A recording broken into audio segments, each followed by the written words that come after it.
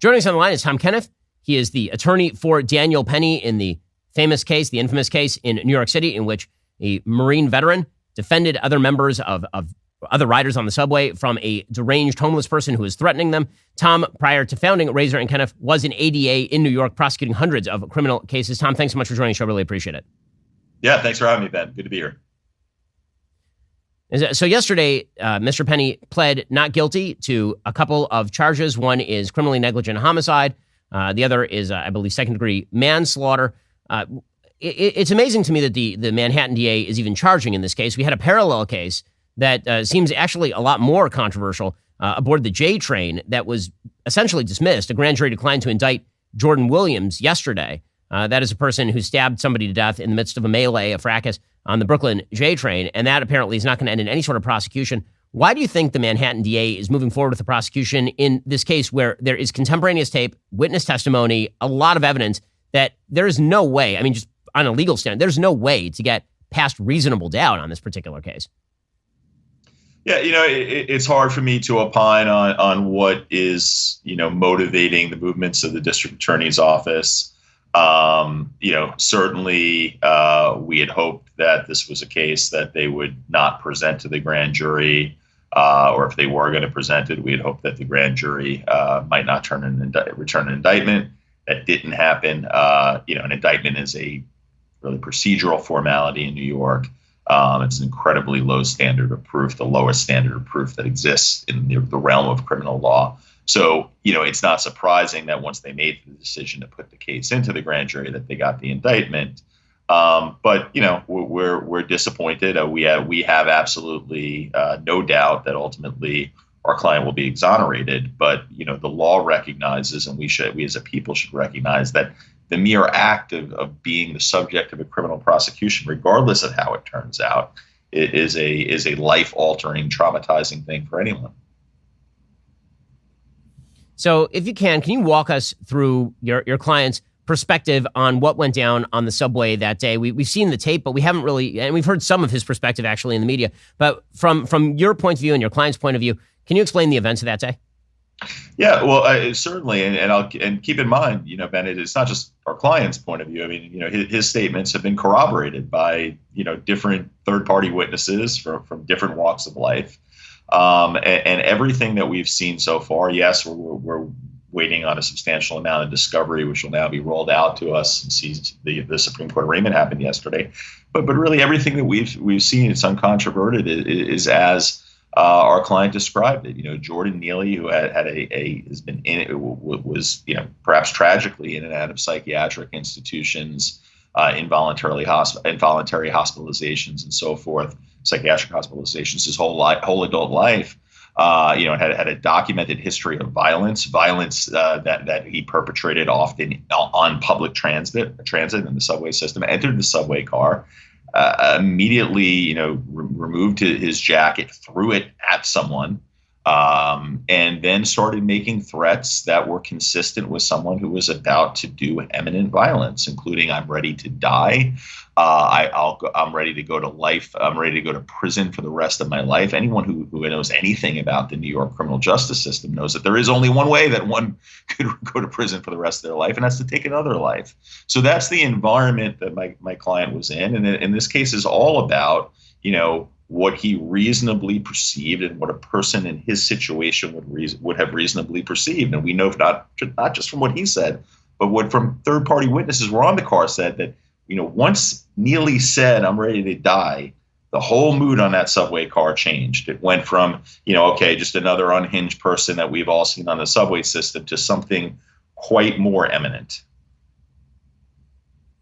So let's talk for a second about the background of your client. So the media immediately tried to turn this into a racial case, which is, I cannot see any evidence for the idea that race was involved in your client's assessment of the situation at all. But there seemed to be this implication, this is just another day in quote unquote racist America. What is your client like? What is his background? We know that he's a Marine vet, but that's kind of all we know in the public eye. Yeah, I mean, there is nothing in my client's background to suggest that he has any racial animus. He doesn't have any racial animus. He grew up in a home that stressed tolerance. He's never been involved in the criminal justice system. He deployed to he took an oath to defend the United States and enter the Marine Corps, not because he wanted to hurt people, because he wanted to serve his country. Those are all things, as a veteran myself, those are all things that are inconsistent with someone that acts on racial animus. And there's just nothing, other than just baseless, forget baseless, just reckless, vitriolic speculation to say that, you take someone who happened to be confronted with a disturbed person with a history of violence who is acting threateningly, erratically, and Daniel Penny happens to be white and that individual happens to be African American, to say that, okay, this becomes a racial issue, it's awful. It's an awful thing to do to my client and to us as a society. As you plan for your financial future, it's important to set yourself up for success. If you got a high credit score, you'd still have more power than you think. Now is the time to leverage that credit score to consolidate your debt as interest rates may continue to rise. A credit card consolidation loan from Lightstream can help you pay off your credit cards and lock in that low fixed interest rate. Rates start at 8.99% APR with autopay and excellent credit. Plus, the rate is fixed, so it will never increase over the life of the loan. You can get a loan from $5,000 to $100,000 without any fees. You can even get your money as soon as the day you apply. Lightstream believes that people with good credit deserve a better loan experience. That's exactly what they are delivering to you right now. So just for my listeners, apply right now, get a special interest rate discount, and save even more. The only way to get that discount is to go to lightstream.com/Shapiro. That's lightstream.com/Shapiro. Subject to credit approval. Rates range from 8.99% APR to 24.99% APR. Includes 0.50% autopay discount. Lowest rate requires excellent credit. Terms and conditions apply. Offers are subject to change without notice. Visit lightstream.com/Shapiro for more information. Don't let your debt cripple you. Instead, go to lightstream.com/Shapiro right now and get that credit card consolidation loan that you need. In a world filled with uncertainties, it is crucial to be ready for whatever comes your way.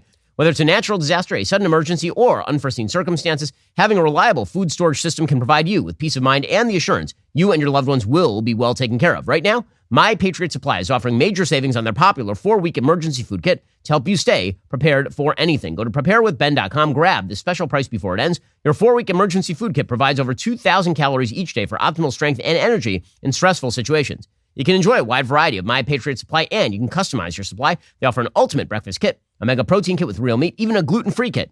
The best part, each meal is delicious and has a shelf life of 25 years. Don't wait for disaster to strike before you take action. Invest in your safety and well-being. Secure your food storage today. It's just the smart thing to do. Go to preparewithben.com. Get major savings on your 4-week emergency supply kit. Go to preparewithben.com right now. It's preparewithben.com. Go make sure that in case of emergency, you got enough food in the closet ready to go. It's preparewithben.com to get ready right now. How much of this case do you think is going to come down to medical testimony? Meaning, is the prosecution going to try to claim that even if the defendant, your client, acted justifiably in attempting to put Jordan Neely in a submission hold, that he should have known somewhere along the line that he should have let him go, that he wasn't a threat anymore? How much of this is going to come down to expert testimony about the medical state of Jordan Neely?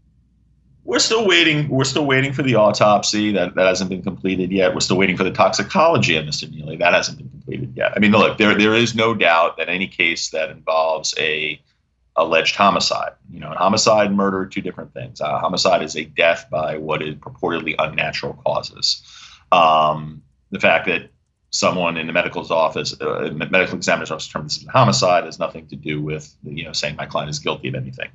But justification, to get to your point, Ben, justification is not only an absolute defense. What's interesting is some people can confuse it with an affirmative defense, thinking that it's something that the defense has the burden of proving. The burden of disproving justification beyond a reasonable doubt is on the shoulders of the district attorney. In this case, in any case in New York, they have to affirmatively prove that my client was not justified in taking the actions he took. And it is all about reasonableness. It's not strict liability. It's not a negligence case. It's not a slip and fall. The standards of criminal recklessness and negligence are markedly different from what we see in the civil system. And that's part of the instruction that this jury will get when and if this case goes to trial. So it's not that, he could have done this differently. He could have done that differently. So, did he act reasonably in trying to subdue this individual who is threatening to harm everyone on that subway train, including, by the way, numerous women and children and people of color? So, Tom, what is the timeline of this case going to look like? We've heard that the next court date is going to be late October. When is the actual trial going to take place if things continue to move forward as they are right now? Yeah, it's hard to say with precision, but look, as someone who's been practicing criminal law here in this jurisdiction for 20 years, anybody who's been around will tell you that criminal cases, for the most part, are marathons, not sprints, especially if they're going to go the distance to trial. And there's every reason to think that this is a case that could go the distance, although I hope that somehow the district attorney has a change of heart and presents an off-ramp for this case. I don't know what that would be. I think yesterday we took a timeline just for motion practice that took us out to the end of October. I think it would be aspirational to think that the trial would happen any time before, well into next year. It's just so the Tom, anatomy. If people are sympathetic, so if folks in the audience are sympathetic to your client as I am, how can they help out? Yeah, well, our Give, Send, Go campaign has been incredibly successful, has been well publicized. And the interesting thing about that, our firm had never set up anything like that.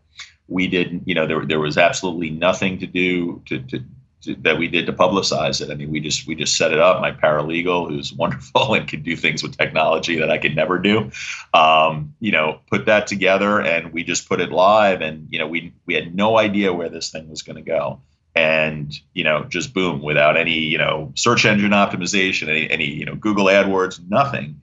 Next thing you know, we've raised an incredible amount of money, and while some of the bigger donations from more of the high-profile donors have gotten, of course, a lot of attention. What's most, I think, awe-inspiring about it is, I don't know what the last count was, but we're well over 60,000, maybe be touching on close to 70,000 donors, 70,000 individual Americans, all over the country that, some given, $5, $10, $20.